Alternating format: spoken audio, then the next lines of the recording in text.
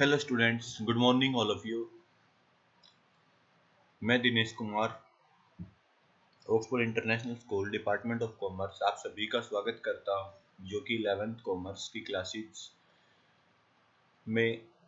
जैसा कि आप सब जानते हो कि हम अकाउंट्स का फर्स्ट चैप्टर यानी कि जो आपकी बुक में है, जिस स्टूडेंट के पास बुक है तो वो फर्स्ट चैप्टर कंप्लीट कर चुके हैं जो इंट्रोडक्शंस का था, जिसमें आपने सबने सीखा कि अकाउंटिंग क्या होती है, उसकी क्यों ज़रूरत पड़ती है, क्या करेक्टरिस्टिक्स, इंपॉर्टेंस, उसके यूजर और अकाउंटेंसी, बुक कीपिंग और अकाउंटिंग में क्या डिफरेंसेस होते हैं और उसके ब्रांचेस क्या क्या होती हैं, ये सब आपने देखा। फिर उसके बाद हमने अगली एक वीडियो में देखा कि अकाउंटिंग टर्म्स यानी कि जो अकाउंटिंग टर्म्स होती हैं कि हम अकाउंट जब बनाएंगे या अकाउंटिंग जब करेंगे तो उनमें कौन कौन से वर्ड्स को यूज करेंगे। तो उसके लिए हमने अपने वीडियो पहले ही हम बना चुके हैं और एक वीडियो हम बना चुके हैं जिसमें हमने इसके जो बिजनेस ट्रांजैक्शंस और इवेंट अकाउंट्स, कैपिटल और ड्राइंग्स और लायबिलिटीज तक हम उसको कर चुके थे। मैं एक बार शॉर्टली एक बार समझा देता हूँ इन सभी को, फिर दोबारा से हम आगे चलते हैं। देखिए, बिजनेस ट्रांजैक्शंस मैंने बताया था बेटा कि जो कि फाइनेंशियल कैरेक्टर की होनी चाहिए और जो हमारे बिजनेस से डायरेक्ट रिलेशन रखती हैं, जैसे असेट्स, लायबिलिटीज होंगी। फिर उसके बाद इवेंट की बात की थी। इवेंट क्या होता है कि इवेंट यानी कि जब आप कोई भी काम करते हो तो उस काम को करने से क्या रिजल्ट मिलता है, वो इवेंट होती है। अकाउंट फिर उस जो इवेंट का जो काम हुआ था उसको कहाँ कहाँ पर वो क्या इम्पैक्ट पड़ेगा, तो वो उस इम्पैक्ट को जहाँ पर जो उसका रिजल्ट क्लैरिफाई हो रहा है या जिस किस किस को इफेक्ट करेगा, वो अकाउंट्स कहलाता है, जो कि एक पर्टिकुलर पीरियड की पूरी समरी होती है वो। फिर हमने बात की थी कि कैपिटल, तो कैपिटल क्या होती है, जब बिजनेसमैन जब बिजनेस को स्टार्ट करता है तो सबसे पहले पैसा लगाता है, पूंजी लगाता है, तो उसको कैपिटल कहा जाता है। और उसी कैपिटल में से अगर वो अपने पर्सनल यूज के लिए बिजनेस से पैसा निकालता है तो उसको ड्राइंग कहते हैं। और फिर हमने बात की थी बेटा की लायबिलिटीज, तो लायबिलिटीज के बारे में मैं आपको बता चुका, फिर भी बता देता हूँ कि ऐसी कोई भी हेल्प जो बिजनेस को मिलती है बाहर से, अदर पर्सन से जो मिलती है, उसको हम लायबिलिटीज बोलते हैं। ठीक है बेटा, ये ऐसी कोई हेल्प जो कि हमें बाहर से बिजनेस को आगे बढ़ाने के लिए मिलती है, जो कि हमने फ्यूचर में उसको वापस लौटाना है, पे करना है, वो लायबिलिटीज होती है। तो ये हमने देखा था कंप्लीटली। फिर हमने बात की थी कि इंटरनल लायबिलिटीज और एक्सटर्नल।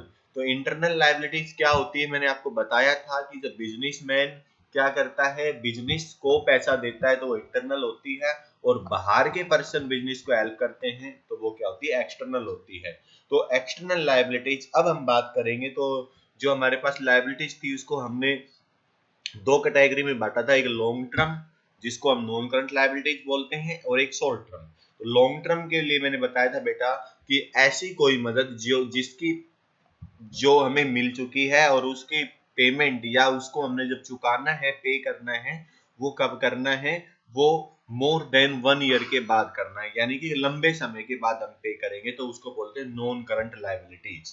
आई थिंक सबको समझ आया होगा। फिर करंट लायबिलिटीज की बात की थी, तो करंट लायबिलिटीज वो लायबिलिटीज होती है जिसकी पेमेंट हम, जो मदद हमें अब मिल चुकी है, उस चीज को लौटाना है वापसी, तो वो 1 साल के अंदर अंदर हम उसको लौटाएंगे, तो वो क्या कहलाती है बेटा, आपको करंट लायबिलिटीज कहलाती है। तो ये यहाँ तक हम कर चुके थे।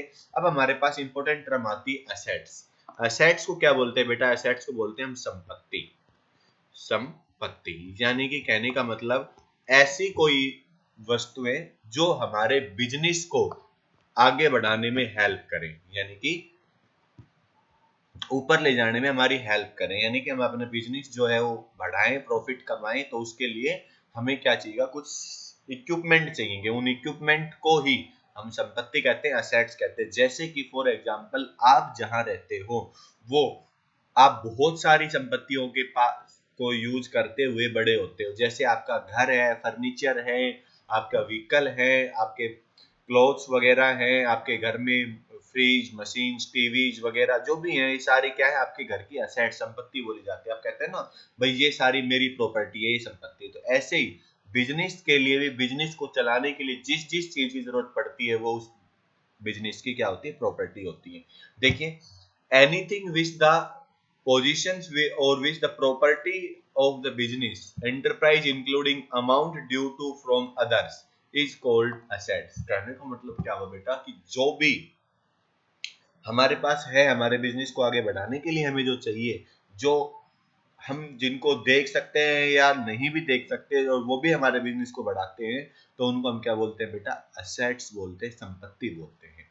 जिसमें देखिए कैश और बैंक बैलेंस, अगर बैंक है हमारे पास, कैश है, वो भी हमारा बिजनेस को बढ़ाने में आगे हेल्प करता है, तो वो भी है संपत्ति होगी।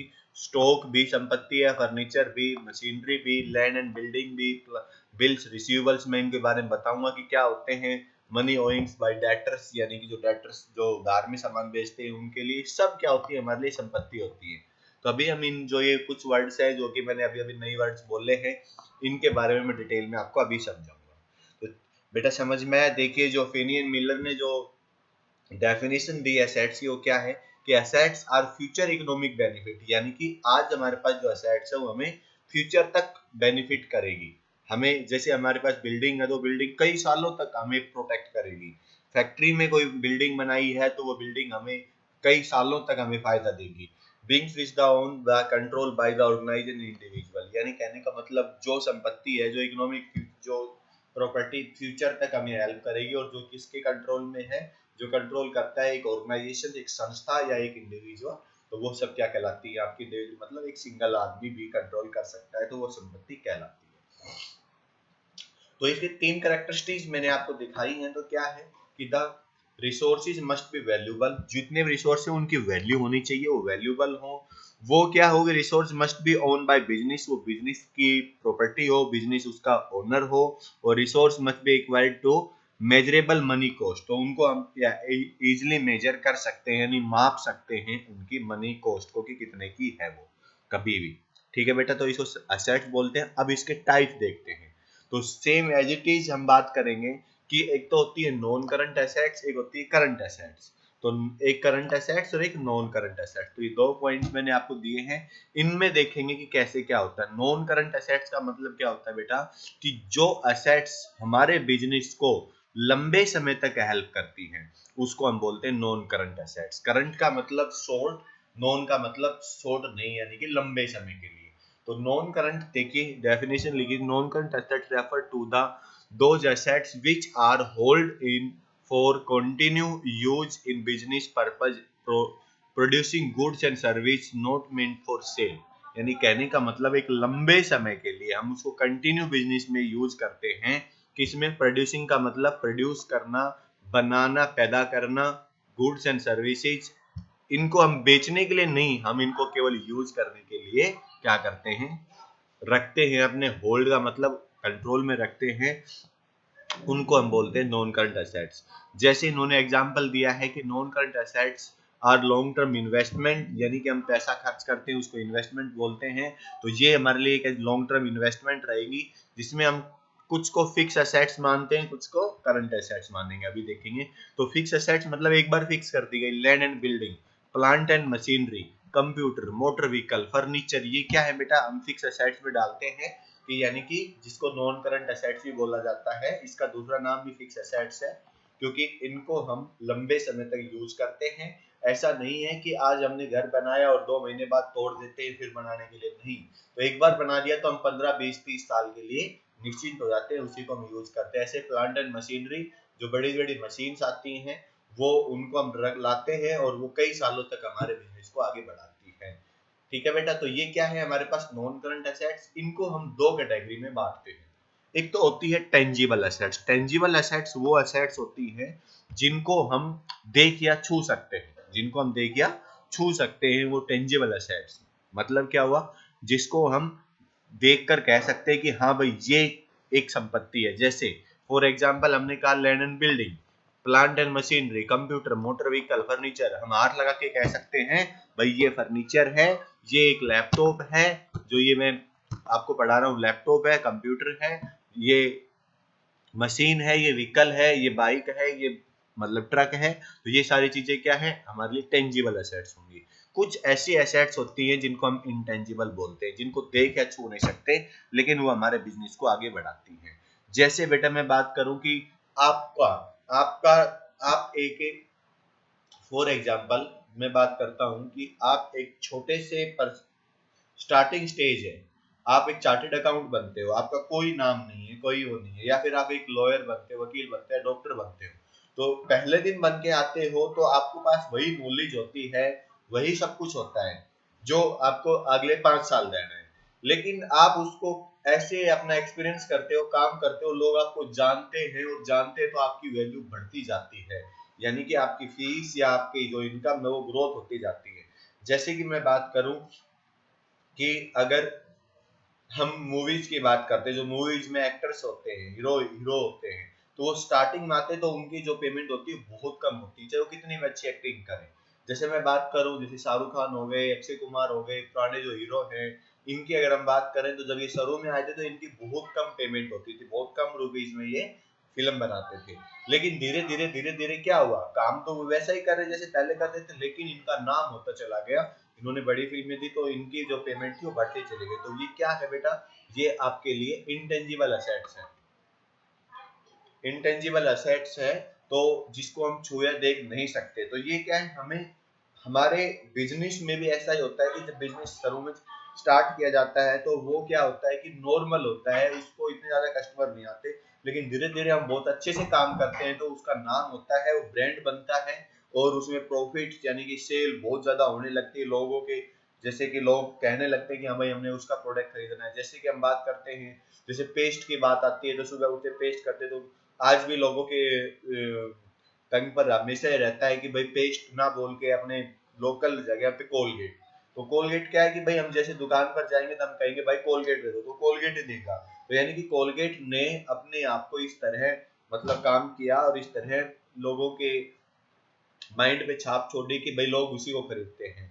हम बहुत कुछ चीजें ऐसी होती हैं, जैसे हम बाइक की बात करें तो बाइक में पहला ही नाम आता है, मैक्सिमम जो लोग कहते हैं कि भाई हम तो हीरो की बाइक लेंगे, हीरो होंडा की लेंगे, या फिर हम गाड़ी की बात करते हैं मारुति की। तो ये क्या है कि यानी कि टंग वर्ड्स बन चुके हैं। तो ये क्या है कि एक्सपीरियंस के बाद उनकी वर्डिंग ऐसे हुई, इनकी काम ऐसे हुआ, तो उनको क्या बोला जाता है, गुडविल बोली जाती है। वो एक गुडविल होती है जो कि हम इंटेंजिबल एसेट्स में करते हैं। ये चीजें भी हमारे लिए क्या करती हैं, ये सारी चीजें भी हमें हमारे बिजनेस को आगे बढ़ाती हैं। देखिए बेटा, intangible assets, those assets not have the physical existence, उनका फिजिकल एग्जिस्टेंस नहीं होता, उनको हम देख या छू नहीं सकते, हम उसको केवल फील कर सकते हैं, ओनली फील कि हाँ ये चीज है।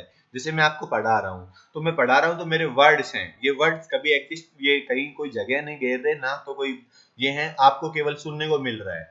जो भी ये आपको वीडियो मिल रही है, इसका कोई फिजिकल एग्जिस्टेंस नहीं है, ये एक सॉफ्टवेयर में है।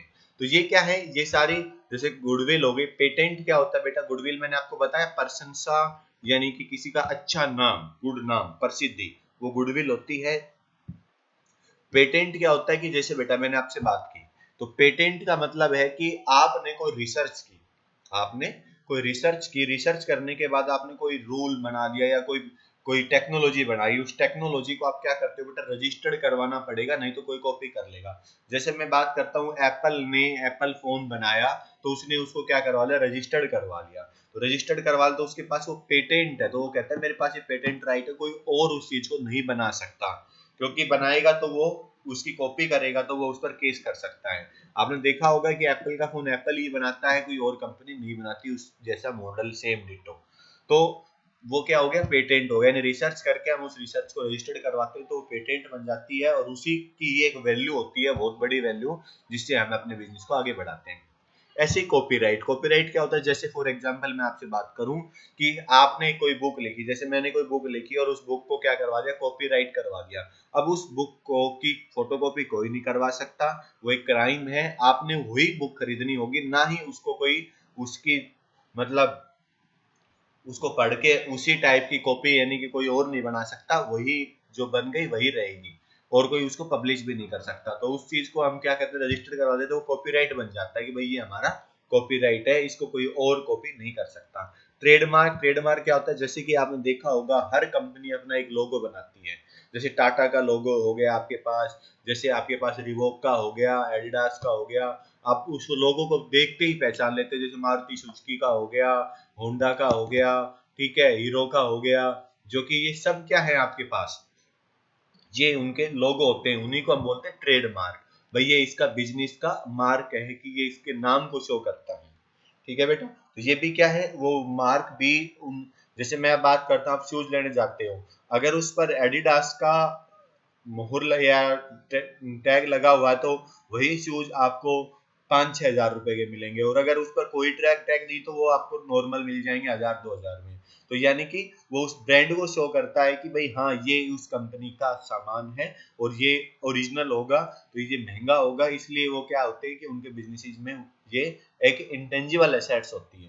कंप्यूटर सॉफ्टवेयर, जितने भी कंप्यूटर सॉफ्टवेयर है उनका कोई वो नहीं है कि क्योंकि वो कंप्यूटर में इंस्टॉल किए जाते हैं और वो चलते हैं, काम करते हैं, इन सबको बेटा बोला जाता है हम इंटेंजिबल एसेट्स। ठीक है, समझ में आया। इनकी वैल्यू होती है, जैसे कि पेटेंट में हम नो हाउ करते हैं, नो हाउ का मतलब हम कुछ नया बनाते हैं, रजिस्टर्ड करते हैं, तो बिजनेसमैन क्या करता है उसको गुड्स बनाने में हेल्प करता है, गुडविल उनकी उनके नाम को फेमस करती है। तो ये क्या है बेटा, आपके पास इंटेंजिबल एसेट्स है। आई थिंक सबको समझ आया होगा, सबको क्लियर हो गया होगा। तो ये आपने देखा कि non current assets, non current assets में हमने दो टाइप देखे, एक टेंजिबल और एक इंटेंजिबल। नेक्स्ट हम बात करते हैं करंट एसेट्स। तो करंट एसेट्स क्या होती है बेटा, ऐसी एसेट्स जिनका यूज हम 1 साल के अंदर अंदर कर लेते हैं, या तो वो खत्म हो जाती है या उनको हम कैश में कन्वर्ट कर लेते हैं। तो इनको हम जानेंगे कि जिनका यूज हम कन्वर्ट कर लेते हैं into cash with in 1 year, या तो उसको सेल कर देते हैं या मैनेजमेंट उसको यूज कर लेती है। तो जिसमें हम शॉर्ट लाइव्ड या एक्टिव जो एसेट्स बोलते हैं, जैसे डेटर्स। डेटर्स क्या होते हैं बेटा, मैं आपको बता देता हूँ, अभी हम आगे भी बात करेंगे। डेटर्स का मतलब होता है जिन लोगों को हम उधार में सामान बेचते हैं। तो उधार में सामान बेचा, तो उधार में हमने सामान बेचा तो कुछ दिन के बाद वो हमें पैसा लौटा देंगे। तो क्या हो गया कि हमने सामान बेचा, वो सामान ने हमें थोड़े दिन बाद हमें क्या करवा दिया, कैश कन्वर्ट कर दिया, यानी कि कन्वर्ट इनटू कैश। तो वो क्या बोली जाएगी, हमें करंट एसेट्स बोली जाएगी। ऐसे बिल्स रिसीवेबल्स होते हैं, इनके बारे में मैं समझाऊंगा। तो कहने का मतलब ऐसी संपत्ति जिनका यूज हम 1 साल के अंदर या जो कि कैश में कन्वर्ट हो जाती है, उनको हम क्या बोलते हैं बेटा, करंट एसेट्स बोलते हैं। अब इसके बाद तीसरा पॉइंट आता है आपके पास नॉमिनल एसेट्स या फिक्टिटियस एसेट्स। नॉमिनल का मतलब होता है बेटा नाम मात्र। वो नाम नाम की होती हैं, वो हमारे हमारे लिए कोई ज्यादा यूज नहीं होते, एक बार हम कर चुके होते हैं, खर्चा कर चुके होते हैं, तो उनका हम अगर हमें कुछ चेंज करना हो तो हमें कोई प्रॉफिट नहीं होता, लेकिन उसी को ही हम आगे काम करते हो तो हमें फायदा देती है। देखिए, ऐसी assets, those assets can not be realise cash और no further benefit drive to these assets. कहने का मतलब क्या है कि एक बार अगर इस संपत्ति पर खर्चा कर दिया तो वो कभी भी हमें दोबारा कैश रियलाइज नहीं करेगी, और ना ही वो उसका पीरियड खत्म होने के बाद हमें बेनिफिट करेगी। सच assets include debit balance, profit and loss. कहने का मतलब बेटा, and expenditure yet right of such the advertisement expenses. देखिए सिंपल सी बात मैं बोलता हूँ, आप टीवी में ऐड देखते होंगे, टीवी में ऐड देखते होंगे, कोई भी ऐड उठा लो, चाहे वो साबुन की दिखा लो, किसी भी प्रोडक्ट की ऐड देख लो, तो उस ऐड में साफ साफ जो होता है कि भाई आपको, जैसे कोका कोला की ऐड है, तो कोका कोला ने किसी टीवी चैनल के साथ एग्रीमेंट किया और उन्होंने कह दिया कि भाई हम आपको 100 करोड़ रुपए देंगे, आपने इसको 5 साल तक चलाना है, 5 ईयर तक चलाना है। तो उन्होंने क्या दे दिया, 100 करोड़ रुपए दे दिए।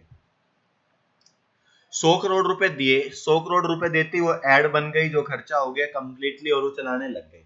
1 साल के बाद आपको लगा कि भाई आपका बिजनेस प्रॉफिट नहीं दे रहा, आप बंद कर रहे हो या फिर इसका नाम चेंज कर रहे हो, तो ये टीवी चैनल आपको बचे हुए यानी कि 80 करोड़ रुपए, मान लीजिए हम 5 करोड़ 20-20 करोड़ के हिसाब से हमने उनको हर साल के लिए एडवांस में दे दिए 100 करोड़, तो 80 करोड़ ये वापिस नहीं मिलेंगे। तो कहने का मतलब जो एडवर्टाइजमेंट एक्सपेंसेस होती है, एक बार कर चुके हैं हम, जैसे फॉर एग्जांपल आपने कोई होल्डिंग लगा दी, तो वो होल्डिंग लगा दी, या अगर वो टूटती है या वो होती है या रखी भी है, तो वो क्या है कि एक बार जो हो गई उसके बाद किसी ने देखी तो उसको फायदा मिल भी सकता है और नहीं भी मिल सकता।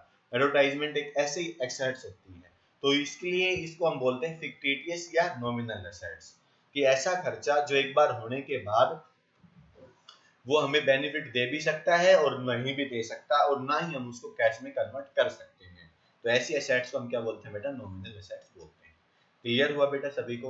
अब हम बात करते हैं कैपिटल रिसिप्ट्स और रिवेन्यू रिसिप्ट्स। देखिए, तो आपको लायबिलिटीज और एसेट्स में डिफरेंस समझ में आ गया। लायबिलिटीज आपने देखा कि लायबिलिटीज कितने टाइप्स की होती हैं, दो टाइप्स की आपने देखा, करंट और नॉन करंट। फिर असेट्स को आपने देखा, असेट्स भी नॉन करंट और करंट देखी। करंट नॉन करंट में आपने टेंजिबल और इंटेंजिबल को देखा। अब देखिए बेटा, दो फंडे होते हैं बिजनेस के, दो रूल होते हैं, एक होती है कैपिटल और एक होती है रेवेन्यू। कैपिटल का मतलब होता है कि बड़े लेवल पर, और रेवेन्यू का मतलब होता है छोटे यानी कि कमाई। सिंपल सा फंडा मैं आपको बताऊं बेटा कि कैपिटल रिसिप्ट्स का मतलब बगैर मेहनत, रिसिप्ट्स का मतलब मिलना, कैपिटल का मतलब होता है बड़े लेवल पर यानी कि पूंजी हम बोलते हैं। तो कैपिटल रिसिप्ट्स का मतलब होता है कि हमें इसको चुकाना होगा, आज जो हमने मिला है इसको हमने पे करना होगा फ्यूचर में। बगैर मेहनत हमें कुछ मिलता है वो कैपिटल रिसिप्ट, और जो मेहनत करके हमें मिलता है उसको रेवेन्यू। रेवेन्यू का मतलब होता है कमाना, कमाने के बाद जो मिलता है उसको हम बोलते हैं रेवेन्यू रिसिप्ट। देखिए मैं एक छोटा सा एक एग्जांपल, एक स्टोरी सुनाता हूँ। कुछ चीजें ऐसी होती हैं जो कैपिटल रिसिप्ट में हमें फ्यूचर में चुकानी होती, कुछ नहीं चुकानी होती। देखिए आपने क्या लिया, आपने एक लोन लिया बैंक से, बैंक से लोन लिया, बैंक ने आपको लोन दे दिया, वो आपके लिए कैपिटल रिसिप्ट है क्योंकि आपने फ्यूचर में चुकानी होगी वो। अभी आपने उसके लिए कोई मेहनत नहीं की, आप बैंक के पास गए और बैंक से कहा कि भाई हमें लोन दे, तो बैंक ने लोन दे दिया, आपने 50 लाख रुपए का लोन ले लिया और बिजनेस चालू कर दिया। तो ये हो गई आपके पास कैपिटल रिसिप्ट। आपने किसी बंदे से उधार रुपए मांग लिए, या आपकी फैमिली की कोई प्रॉपर्टी थी वो आपने बेची और उससे पैसे ले लिए, या फिर वो मिल गई आपको, तो ये क्या है बेटा आपके पास capital receipt. Secondly revenue receipt क्या होती है, जो आप मेहनत करके कमाते हो। मान लो आपने सामान खरीदा फिर उसको बेचा, तो मेहनत हुई, मेहनत करने से जो आपको मिला उसको हम बोलते हैं रेवेन्यू रिसिप्ट। यानी कि डेली रूटीन में जो हम काम करेंगे तो उससे मिलने वाला, उस एफर्ट से जो मिलने वाला पैसा होता है उसको हम क्या बोलते हैं, रेवेन्यू रिसिप्ट बोलते हैं। समझ आया बेटा? जो छोटी सी स्टोरी सुनाने वाला था वो ध्यान से सुनिए। देखिए बेटा, आपका दूर का रिश्तेदार, दूर का रिश्तेदार कौन से है, बहुत दूर के रिश्तेदार। मान लीजिए आपके जो नाना जी हैं उनके एक लौती ही संतान थी आपकी मम्मी। तो उन्होंने क्या किया कि उनके पास 100 करोड़ रुपए की प्रॉपर्टी थी, 100 करोड़ रुपए की प्रॉपर्टी थी। अब आपके नाना जी हो गए बुजुर्ग, बूढ़े हो गए, आपको पता है कि भाई जैसे ही मरेंगे वो प्रॉपर्टी मम्मी के पास आनी है और मम्मी से आपके पास आनी है। तो आप उस प्रॉपर्टी पर आंख उठाए हुए देख रहे हो कि भाई कब नाना जी टपके, कब मरे और कब वो प्रॉपर्टी मेरे पास है। तो क्या है कि अगर आपने, आपको वो जो प्रॉपर्टी है वो बगैर कोई मेहनत से नाना जी की डेथ हो जाती है और वो आपको मिल जाती है, तो वो तो हो गई बेटा आपकी revenue receipt, sorry capital receipt, यानी कि बगैर मेहनत से आपको कुछ मिल गया।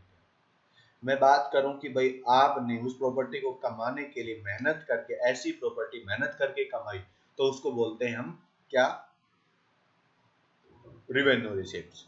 जैसे फॉर एग्जांपल वही प्रॉपर्टी अगर आप लेना चाहते हो, आपने मेहनत की, आपने प्लानिंग की अच्छे से कि भाई कैसे नाना जी को रास्ते से हटाया जाए, कैसे उनको मारा जाए, आपने प्रोफेशनल किलर ढूंढे, आपने प्लानिंग की, पसीना वगैरह मेहनत की, तो उससे जो मिला वो क्या होगा, आपकी रिवेन्यू रिसिप्ट होगी। तो आप सबको समझ में आया पॉइंट? तो क्लियर हुआ पॉइंट? तो ये हो गया आपके पास कैपिटल रिसिप्ट्स और ये है आपके पास रिवेन्यू रिसिप्ट्स। आई होप सबको समझ में आ गया, क्लियर है? तो जैसे एग्जांपल देखिए, amount received sale of fix assets या इन्वेस्टमेंट, आपने कोई अपनी संपत्ति को बेचा और उससे जो पैसा मिला वो क्या होगा, कैपिटल रिसिप्ट, क्योंकि इसमें आपकी कोई मेहनत नहीं थी। आपके पास प्लॉट था, प्लॉट बेचा, प्लॉट बेचने से जो पैसा मिला वो कैपिटल रिसिप्ट होगी। Capital contribute proprietor partners own the issue share debenture, यानी कि कंपनी क्या करती है, लोन लेती है किसी से, या किसी से पैसा मांगती है, उधार मांगती है, जो बाद में लोन लौटाना हो, तो वो क्या कहलाएगी, कैपिटल रिसिप्ट्स। रेवेन्यू रिसिप्ट्स क्या होती हैं, जो आप मेहनत करते हो, जैसे आपने सामान को बेचा, फिर आपने कोई सर्विस रेंट पर दी, या कोई इंटरेस्ट मिला, आपने कोई पैसा किसी को दिया था उससे इंटरेस्ट मिला, तो ये क्या है बेटा आपके पास, रिवेन्यू रिसिप्ट और कैपिटल रिसिप्ट। आई होप सभी को समझ आया होगा। तो आज के लिए हमने बस इतना ही करना है। इसी के नोट्स बनाने हैं आपने अपनी लैंग्वेज में। ये 8 जो टर्म है वो आपने रिकॉर्ड करनी है, नोट करनी है और समझनी है। किसी भी टर्म में कोई भी प्रॉब्लम आती है, कोई पॉइंट समझ नहीं आता है, तो आप मेरे से कॉल कर सकते हो, मैसेज कर सकते हो और उसको हम अच्छे से क्लियर करेंगे। ठीक है बेटा, thank you for watching this video.